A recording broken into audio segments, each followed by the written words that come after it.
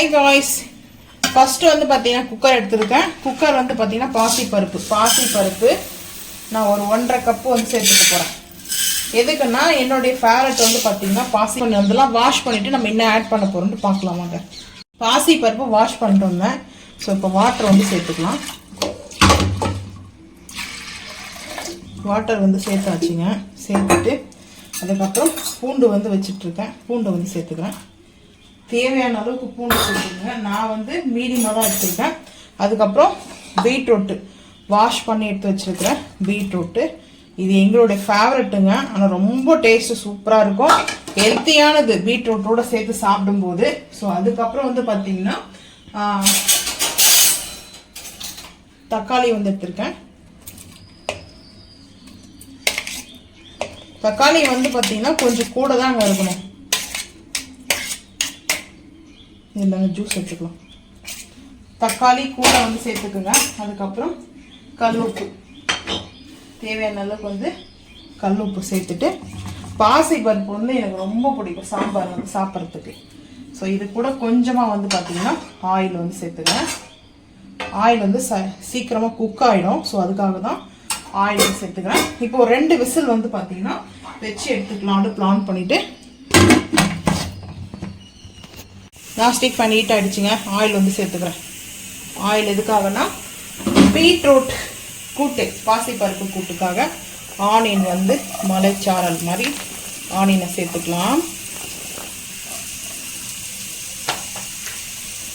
சேர்த்துட்டு ஐ ஃப்ளேம் தாங்க இருக்குது. இந்த கடாயில் நான்ஸ்டிக் பேனில் வெண்டைக்காவுடைய மசாலா வந்து ரெசிபி வரும் பாருங்கள். ஸோ அது வந்து கிட்ஸுக்கு செஞ்சு கொடுத்து பாருங்கள். டேஸ்ட் அல்டிமேட்டாக இருக்குங்க.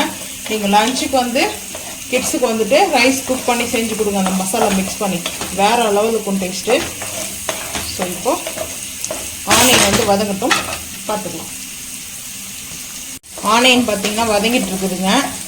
ஸோ நல்லா வதங்கும் போதே நம்ம வந்து மசாலா வந்து சேர்த்துக்கலாம். ஃபஸ்ட்டே நம்ம வந்து பார்த்திங்கன்னா பூண்டு வந்து சேர்த்துட்டோம். பூண்டை வந்து பாயில் பண்ணிட்டோம் இல்லையா. ஸோ அதனால் நம்மளுக்கு பூண்டு சேர்க்க தேவையில்லை.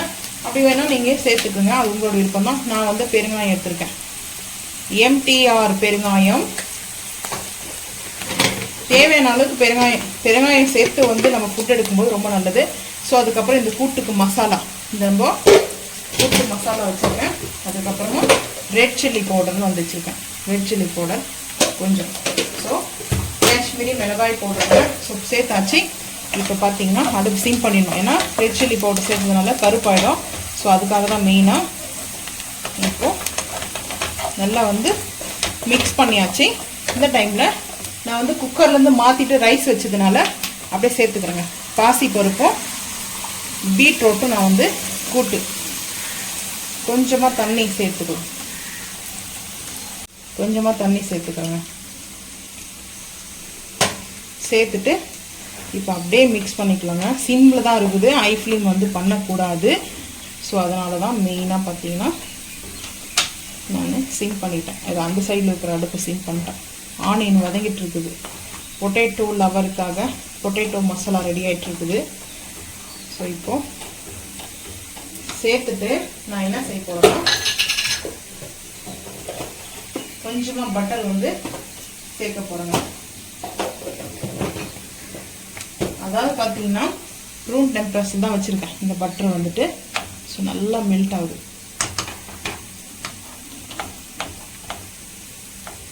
ஹீட் ஆனால் மெல்ட் ஆகிடும். மெல்ட் ஆகிடுச்சு.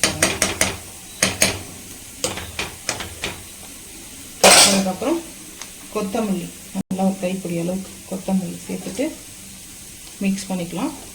மிக்ஸ் கரோ இப்போ பார்த்தீங்கன்னா நல்லா மிக்ஸ் பண்ணிவிட்டு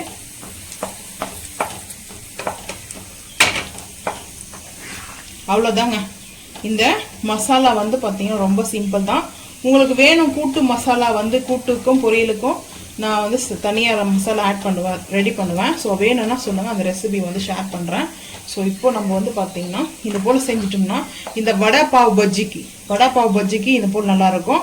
ஸோ அதுக்கப்புறம் இல்லாமல் chapati, puri, dosa, idli, rice, any combination சூப்பராக இருக்குங்க. ஃபுட்டுக்கு வந்து பார்த்தீங்கன்னா ரைஸ்க்கும் சூப்பராக இருக்கும். என்னுடைய ஃபேவரட் இதுதான். நான் கீ போடுவேன். இன்றைக்கி பட்டர் வந்து ஆட் பண்ணிக்கிறேன் ஃபைனலாக. ஸோ அவ்வளோதாங்க. இது வந்து அடுப்பு ஆஃப் பண்ணிவிட்டு நான் வேறு வந்து பாத்திரத்தை ட்ரான்ஸ்ஃபர் பண்ணிட்டு பார்க்கலாம் வாங்க. ரெடி ஆகிடுச்சு. நீங்களும் இது போல் ரெசிபியை வந்து செஞ்சு பாருங்கள், ரொம்ப சூப்பராக இருக்கும்.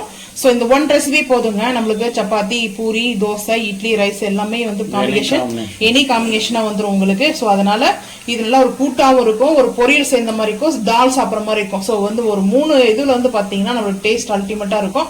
நீங்கள் ட்ரை பண்ணி பாருங்கள். இந்த வீடியோ பிடிச்சா மறக்காம லைக் பண்ணுங்கள், ஷேர் பண்ணுங்கள், சப்ஸ்கிரைப் பண்ணுங்கள், பெல் ஐக்கன் வந்து கிளிக் பண்ணுங்கள், மறக்காம சேனல் வந்து ஃபாலோ பண்ணுங்கள். அப்போ தான் நம்ம போகிற வீடியோ உங்களுக்கு நோட்டிஃபிகேஷன் வரும். தேங்க்யூ.